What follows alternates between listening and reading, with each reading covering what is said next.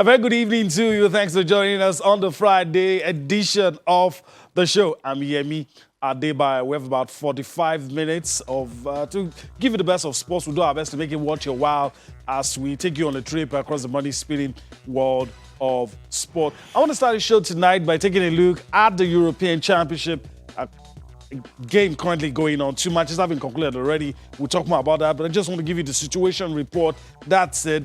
It's still goalless. England and Scotland.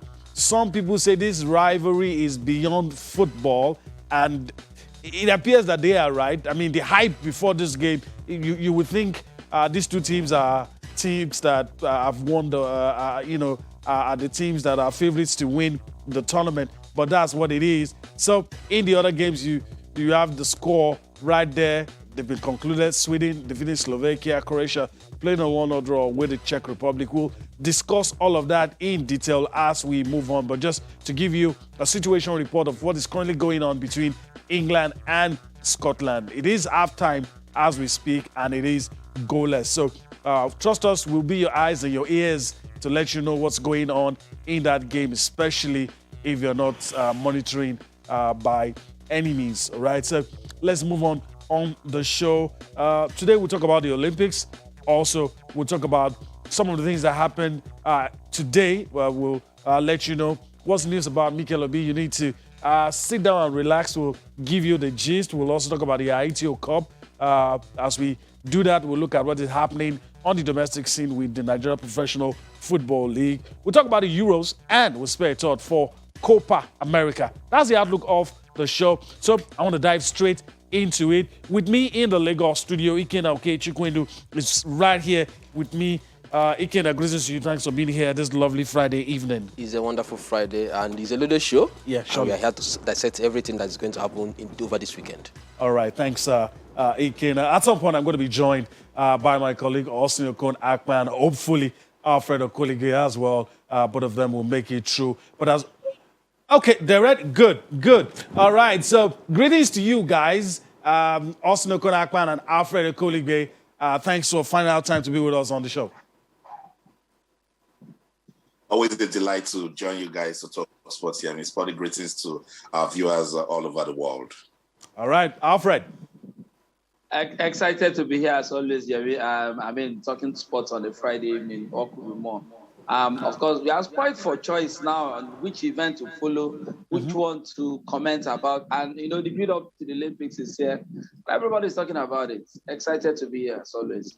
All right, thank you. I agree with you, Alfred. We had to use our editorial judgment to even leave out some major sporting event. That's how loaded this period is. Let's go on and talk about what happened today. Let's talk about the federal government has appointed former Super Eagles captain, that's talking about John Mikel Obi, as the youth ambassador to inspire young Nigerians to strive for excellence. That event happened today. The event which took place at the National Olympic Secretariat at National Stadium, Surulere, Lagos, is another of the sports minister's initiative geared towards driving a vibrant youth for national development. And speaking at the event, the Minister of Youth and Sports, Mr. Sunday Dare, described the former Chelsea legend as a role model whose lasting legacies in football development has continued to have a positive impact on youths in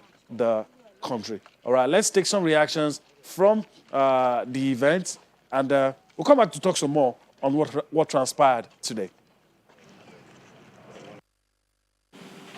National Stadium Surulere, a stadium that is renowned for some of our greatest football exploits, side by side with one of the greatest football players ever produced in this country. And there are not many. Mikel Obi is in a class of his own. I think your story needs to be told in some kind of documentary extensively, because you have done great exploits, both as a Nigerian player, the captain of our Super Eagles, both as a professional player from Chelsea and all the teams you've played for, the championships you've won on the global stage. Sometimes people forget easily. And I think that what you have done, your exploit, is still recent history. If Pele is still being celebrated today, several decades after, you're still very recent. We hope to see a documentary about your exploits very soon. But I think the greatest documentary that you can ever put together is the documentary you're about to start. That is coming back home to meet with your people, to invest in sports development and football development in your country. Today is a special day, I think. For me, being here alone shows that the faith that you have in youth and what you want to do in terms of bringing back sports to where it should be in Nigeria. It says it all, that things that you want to do, and I think this announcement today of making me an ambassador for youth, it's a really special day for me as well. And I think we both kind of share the same aspiration to what we want to do in terms of where we want to bring back sports to Nigeria. And I'm really, really honored. I'm really, really happy. I'm pleased. Like you've said, a lot of youth look up to me here, in Nigeria.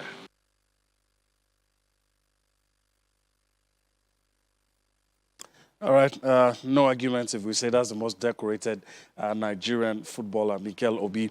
And of course, today as well, that event was followed by a tour of the National Stadium in Surulere, which is currently under rehabilitation. Let me go to Austin quickly. We have a lot of ground to cover, so I want you to make it quick and fast as possible. Your thoughts on Mikel becoming a youth ambassador? It appears like the sports minister is bringing a lot of people together who believe in his dream, who believe in some of the things he wants to do for the youths in Nigeria. It's a beautiful story, and Mikel Obi is a qualified character for this story.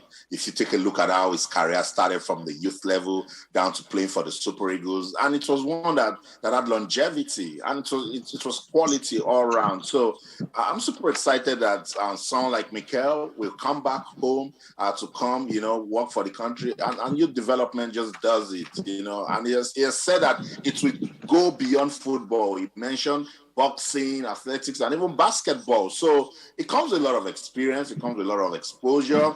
Let's just hope that this is a relationship that we can maintain, and it is actually for the good of youth and talent development in Nigeria. All right, good one, Austin. Let me get Alfred's thought on this one. Also, I'll want you to make it as brief as possible.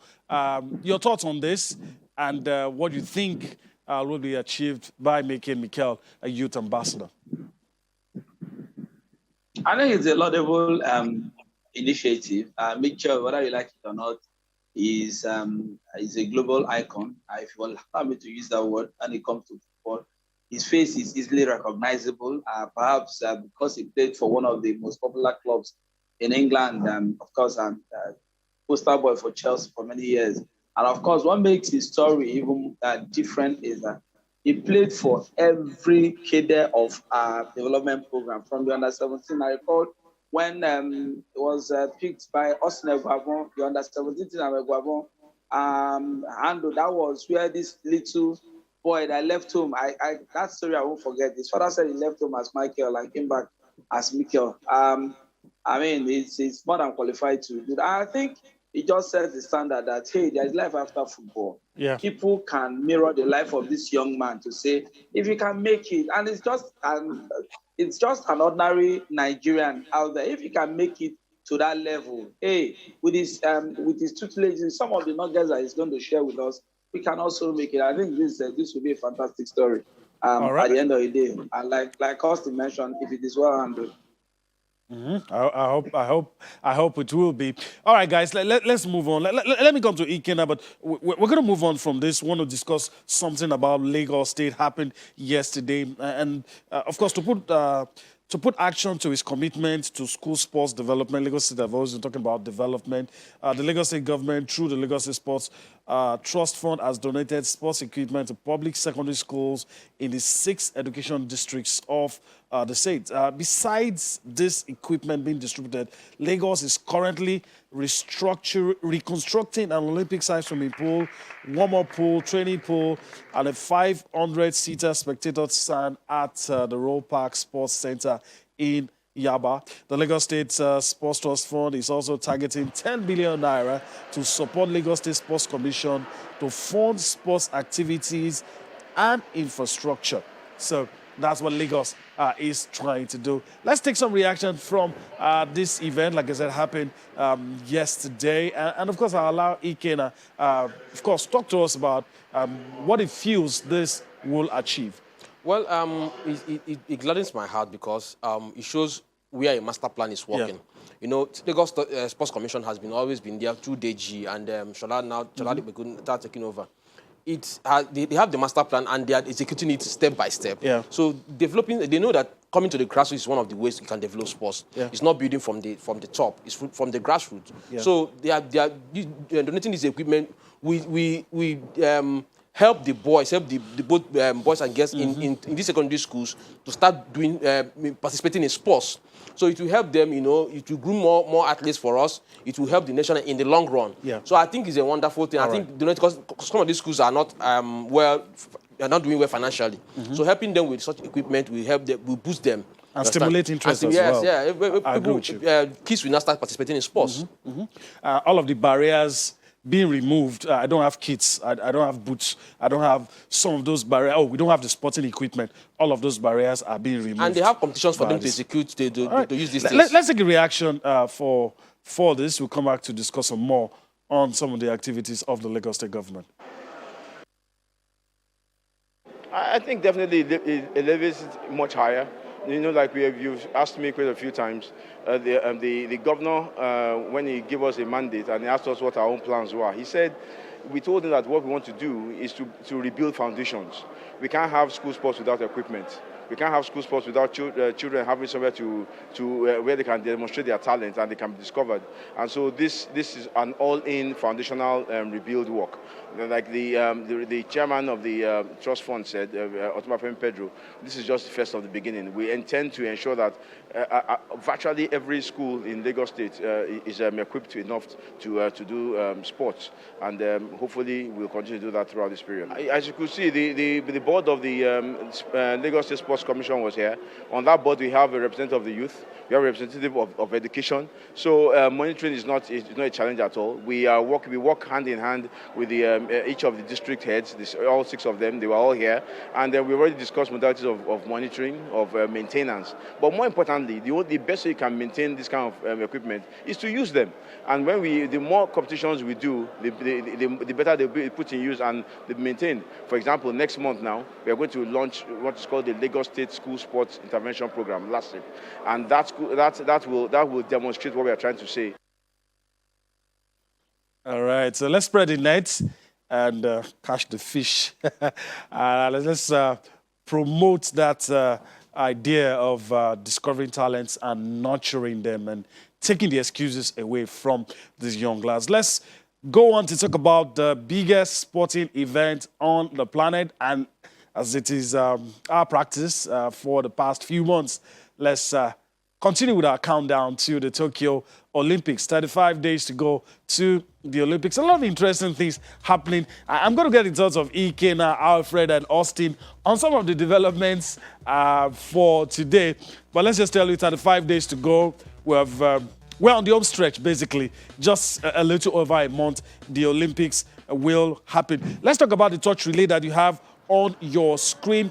The Olympic flame, that's the torch relay, has finished its journey through the Iwate Prefecture, and that happened today. The torch relay spent 3 days in this prefecture and will move on. It was a success. Surely was a successful event because you had people come out. In other places, it was subdued, but as the case was, in this prefecture, you had people come out, you had people support, clap, cheer these guys on as he went through the region. It wasn't static or stationary as in some other places. That's a good sign for the Olympics. But let's go into what is the issue for today with regards to the Olympics. We hear that the organizers are trying to explore the idea of holding the Olympics with spectators. Spectators in Japan, possibly because they've said international spectators will not be there. So they're trying to explore. But health experts in that same country are warning against it and saying that might be a big mistake. So that those are the two contending issues coming out of Japan today. Now, which one is going to prevail? Is science going to prevail, or the sheer will of the human mind to make something happen in spite of obstacle? And that's the question I'm going to push to Ike now. What do you think is going to happen? Science will prevail, or the desire to make things work in spite of coronavirus? I think they should listen to the health experts. Okay. Because this is a very, we have not seen this kind of situation in our lifetime, in this life cycle. So they should just listen to them, because if you take a look, let's take an example from football. Football took a hit. We played games without fans, and we really enjoyed it. At least for a while, we are glad football was back. But this Olympics has been pushed back for by 1 year. So I think it won't be advisable if there is warnings of health hazard of fans coming to the stadium. I think they should listen to them. Okay, let them have the games. At least let's have the Olympic game. We'll watch it on TV. We'll follow it online. So let's have the Olympic games. It can be without fans. So all right, let's just listen to the health. That's my own take. Let's just listen to the health organizers. Okay. I think I can imagine what Austin is going to say, but I'm going to let him say it anyway. Austin, let me just quickly come to you. You've listened to Ike now. I mean, two dissenting, two parallel lines. People, the organizers saying, look, let's explore having spectators. And the health experts saying, look, even having the Olympics itself is a huge risk. To now allow spectators is just pushing your luck. I don't know, should it be that we should let science decide, or the sheer will of human power? It's wishful thinking. I must say that the government officials are having, and IOC officials, because if health professionals, experts are telling you that, look, you can't afford to risk. This isn't a pandemic that just started last week. This is a pandemic that we've been dealing with for over a year now, and lives have been lost.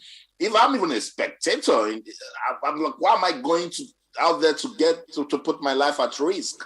You know, so I think they're just taking it a step further, and I told you all is in a bid to keep the assurance out there that they want to host the Olympics, you know, the way it should be hosted. But I agree, you know, with all of their aspirations. But it is what it is. The world isn't the same, particularly if COVID is still clearly seen at that level, then you must do everything to avoid it. So science should prevail in this case, because first thing first, they have told us be safe. They have told us take your vaccine, so everybody will be all right. Now you want to pack persons and bring them out again in a region where COVID-19 is still knocking by the door and still ever present. That's not wisdom. Okay, all right. That's a good one. Let me go to Alfred quickly. Just to quickly add to what I've told the others, Alfred, of course, the Olympic staff and volunteers for the Games have been vaccinated. Is that enough? Should science prevail? Should the organizers exploring the idea of having spectators come and see the Games, should that one be adhered to? I mean, what should happen? What do you think should happen? Not that they will listen to us anyway, but your opinion. I think at the end of the day, Japan has spent so much money putting this together. Yes, it is given that fans from international fans will not be at the Olympics. What the government or what the organizers want to explore is that possibility of having Japanese themselves, the citizens of the country, come see. I mean, we've seen pictures of where events. You know, Alfred, let me just butt in quickly. I'll allow you finish what you have to say after this break. But we need to go on a break right about now. When we return, I'll allow Alfred continue with his train of thoughts, and we'll take it from there. But we need to go on a quick break and return for more on Sports Tonight.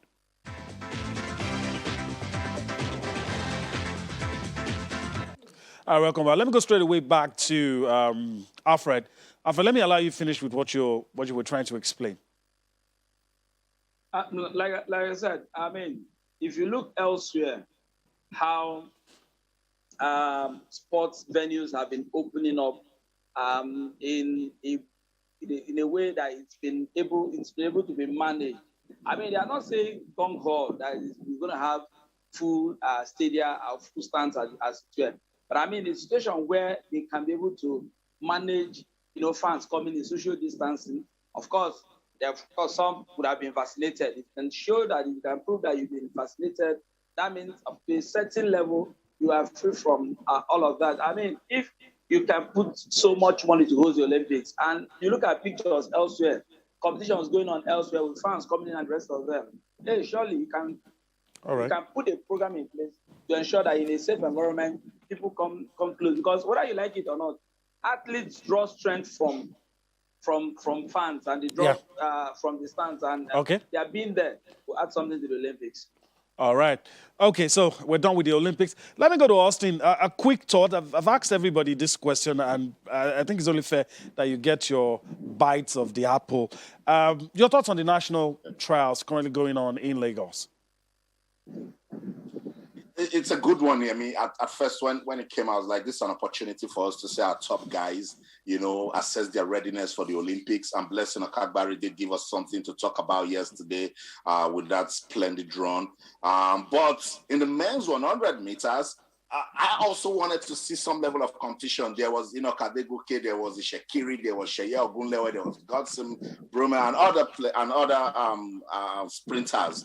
But the result is getting everyone talking, except the AFN and officials of that race. Because we're talking about Olympic qualification time here. At the end of the race, even in London, persons were calling me and saying, I can't Sheye finish fourth. So we started digging. At the end of the race, Sheye went back to ask them. I said, I see that I finished fourth. I want to see the photo finish.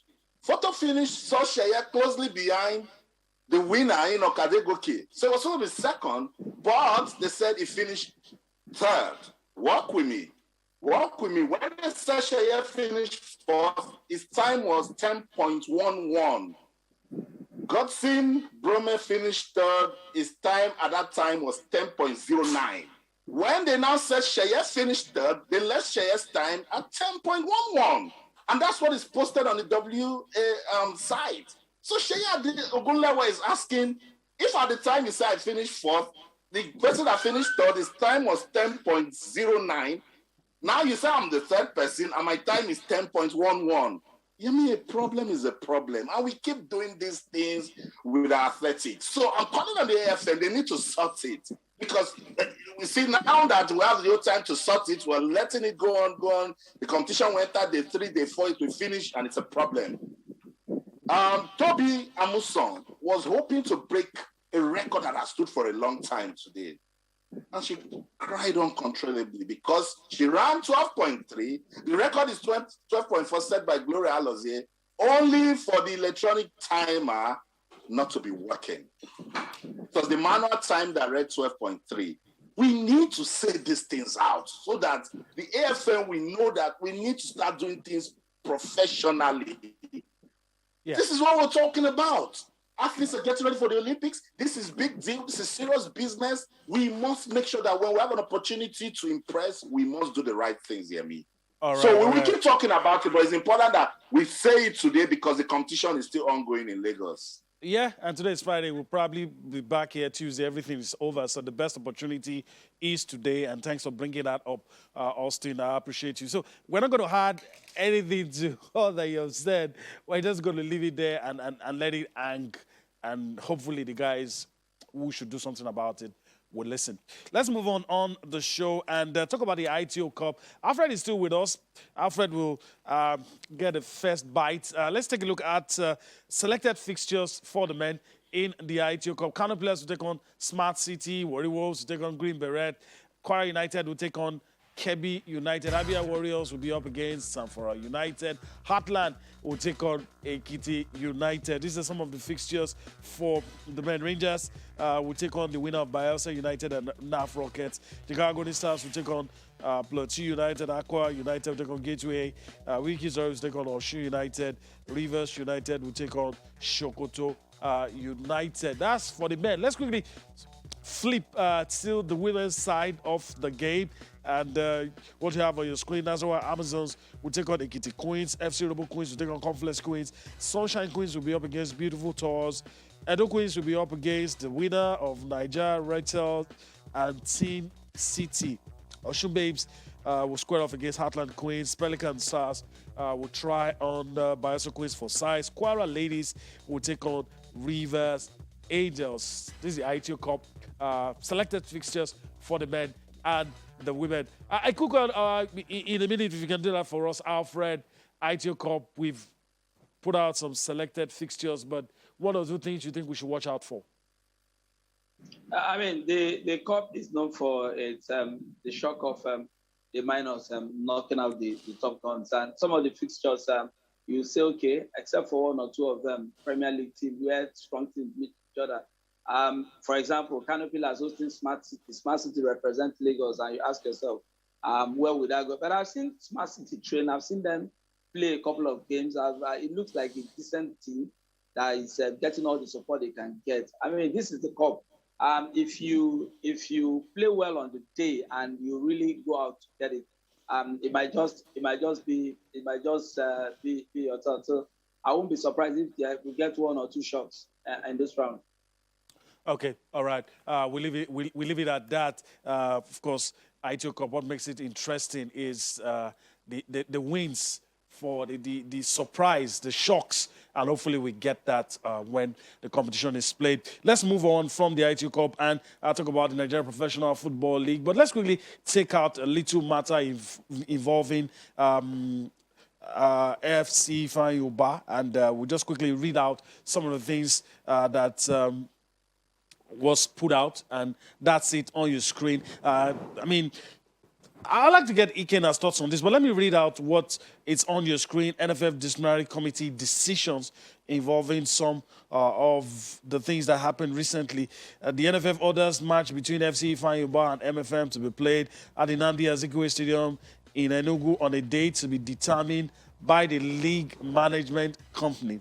Other decisions, NFF orders FC Ifeanyi Ubah to pay the match officials indemnities and the cost of organizing the aborted fixture to be determined by DLMC. That's the league management company. FC Ifeanyi Ubah ordered to pay financial expenses of MFM in the sum of 2 million naira before the date of the rescheduled match. And Remo Stars is hereby fined the sum of 500,000 naira for breaches of COVID-19 protocol. Committee awards 400,000 naira as general damages against Remo Stars to be paid to Bendel Insurance. Remember that game where there was crowd trouble, the game between Remo Stars and Insurance. And of course, thanks to social media, it was everywhere. And a fine of 300,000 naira is imposed on Newi United and a forfeiture of 3 points and 3 goals to Calabar Rovers for failure to continue one of the games. All right, Ikena, I'm very happy to have you here because if there's someone that would like to get his input on issues like this, it is you. So let's start with I'm going to give you a few minutes to properly dissect some of these decisions, and I really like to get your thoughts. Let's start with the Ifeanyi Ubah decision. Yeah. I think it's unfair to MFM. To me, it's a joke. Because a team traveled... Your personal opinion? My personal opinion. It's my personal opinion. A team traveled from Lagos to Enugu to play a game.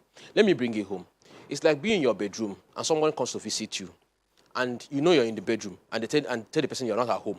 The person travels back to where he's coming from. Then you call him on phone to come back and you pay him the money. It's not about the money. It's about the principle. It's about the posterity. It's about laying down the rules.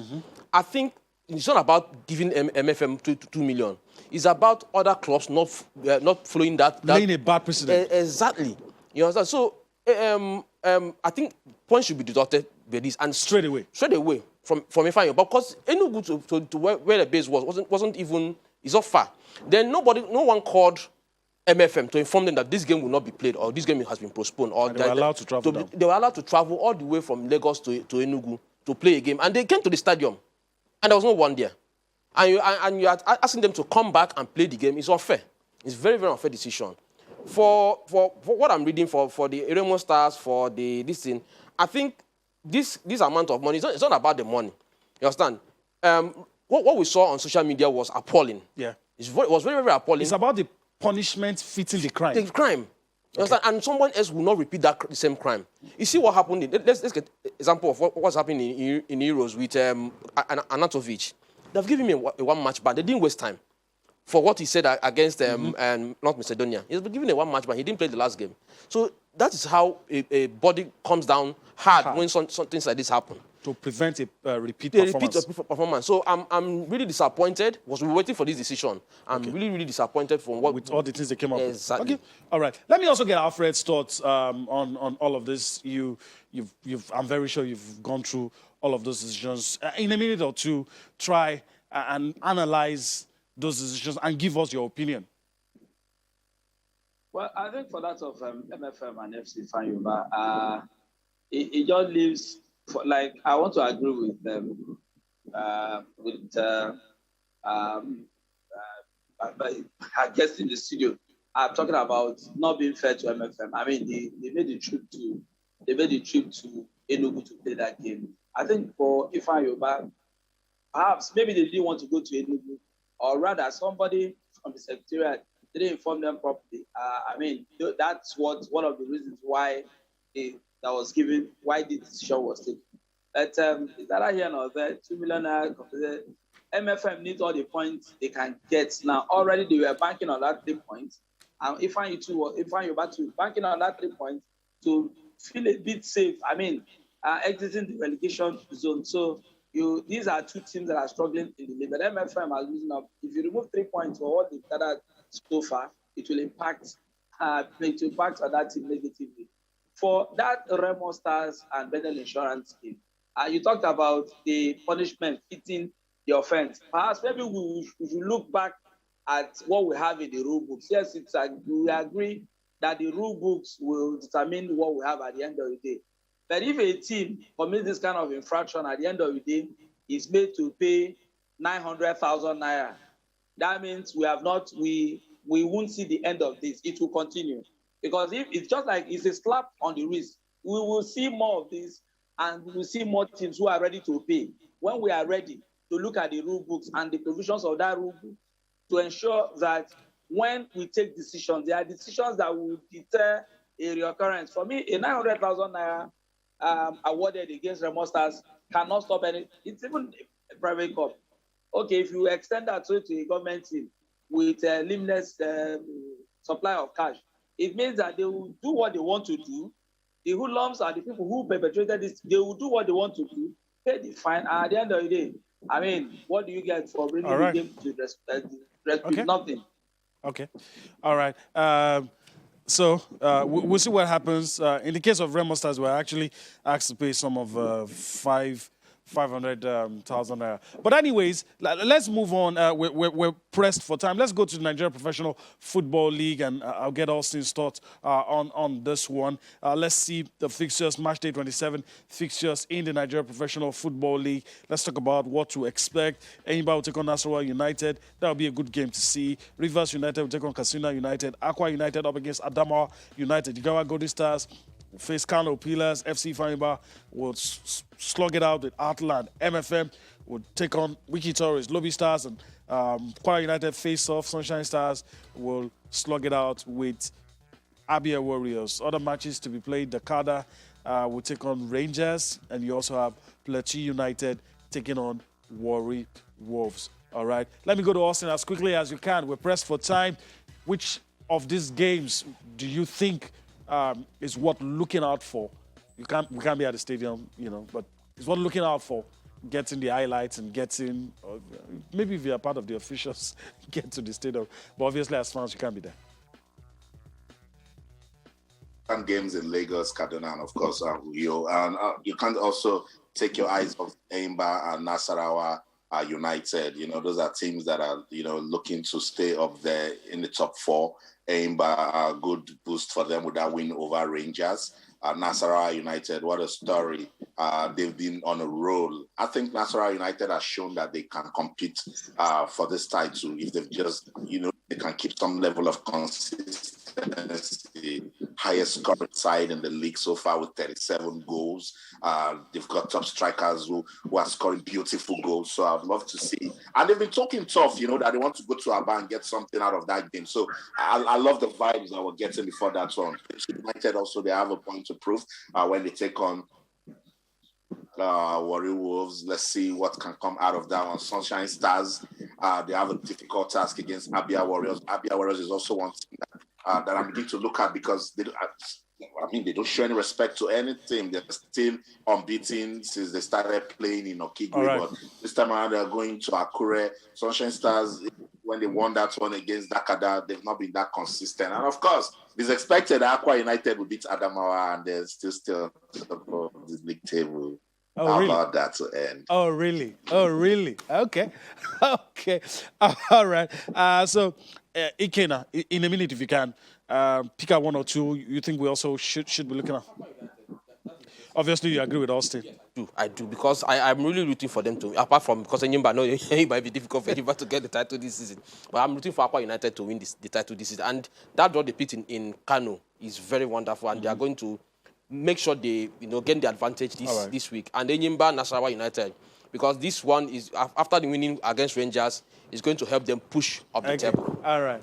Okay, thanks, Ikena. We need to go on a break. When we return from that break, we'll be wrapping things up on the show. We'll go for that break, come back to wrap things up on Sports Tonight.